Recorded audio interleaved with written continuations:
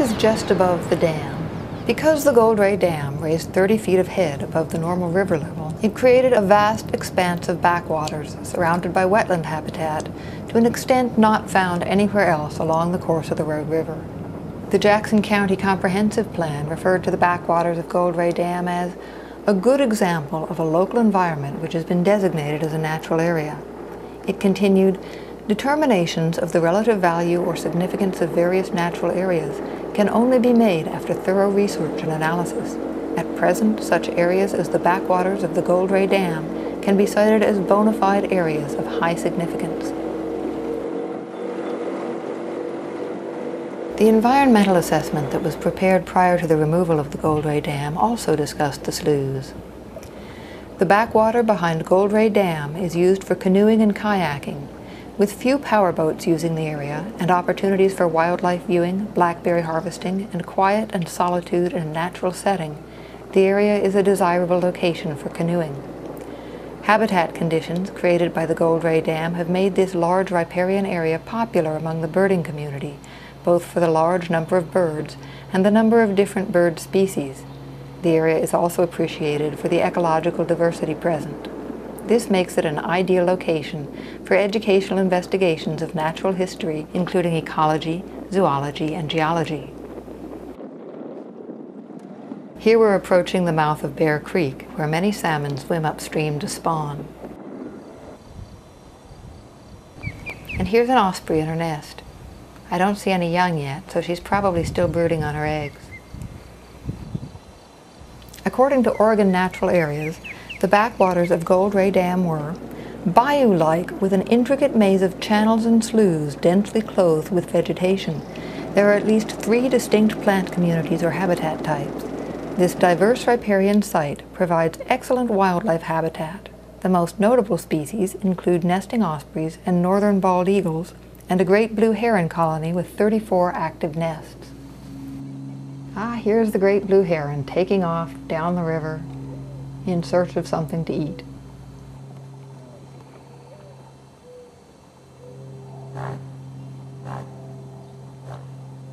The sloughs were a favorite fishing spot for largemouth bass, smallmouth bass, bluegill perch, and other warm water species not found in the free-flowing river.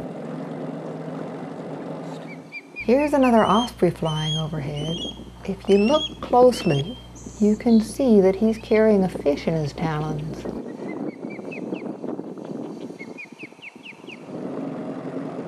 The wetland areas surrounding the sloughs provided habitat for a multitude of wildlife species, including otters, beavers, raccoons, foxes, bear, elk, and deer.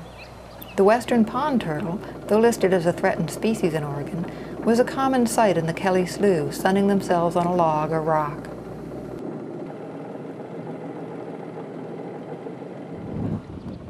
There goes another great blue heron.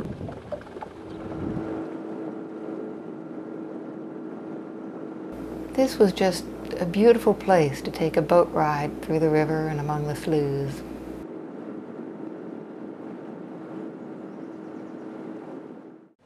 When the original log crib dam was built in 1904, a fish ladder was constructed to aid fish passage over the dam. The original fish ladder was actually located on the other side of the river. The one in this photo was built in 1924 and modified in 1932.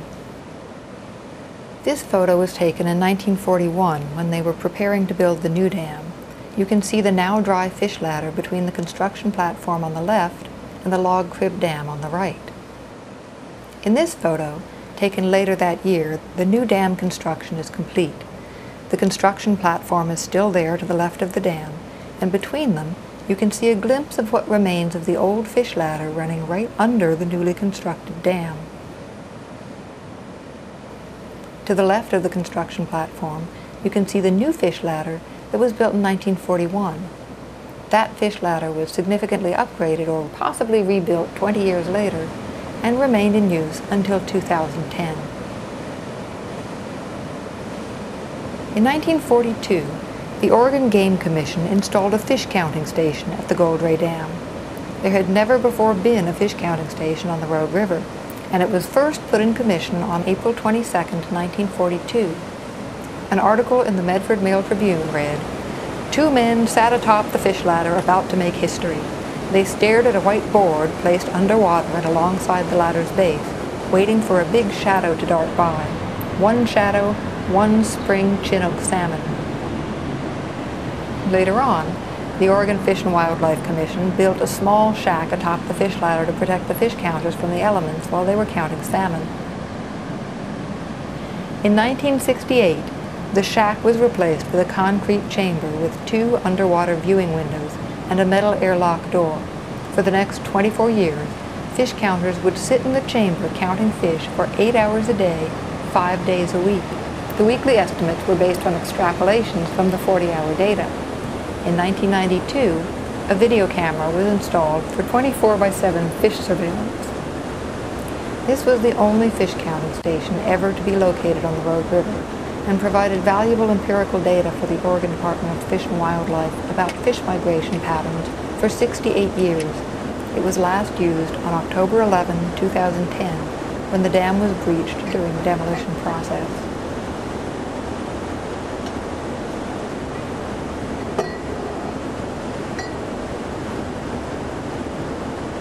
Here we are about to enter the fish counting station, and you can see the airlock door up close.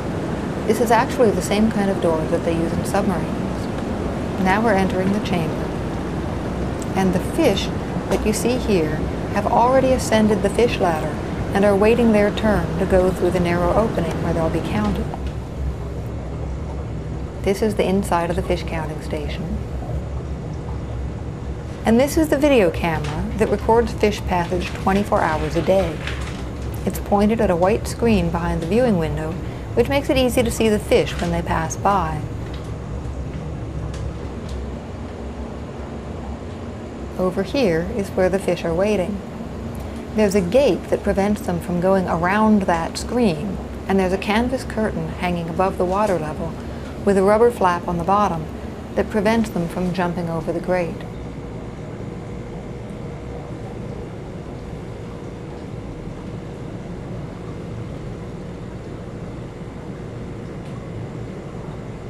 Sometimes the fish are leery of going through the narrow passage, and they'll hang back at the top of the fish ladder playing a game of you first, no, after you. But eventually they all go through, as there's no place else for them to go. There goes a fish that thought he might make it over the top. There's actually no physical barrier that prevents the fish from turning around and going back. But their instinct is so strong that it drives them to always continue upstream.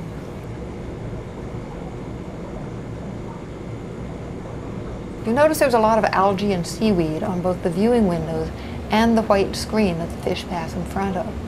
To us, this looks dirty, but to the fish, it probably makes it feel more natural, because this is the environment that they're accustomed to.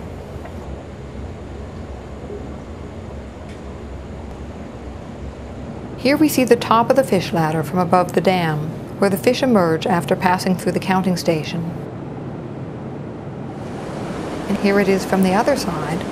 This is the top of the fish ladder, just above the fish counting station.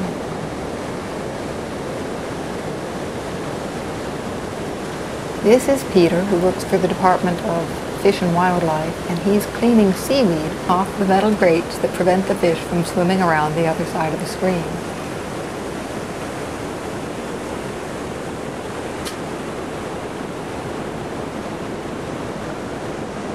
This is a diagram from 1941 that shows there are actually 2 fish ladders, the one that remained in use up until 2010, and this one that ran perpendicular to it.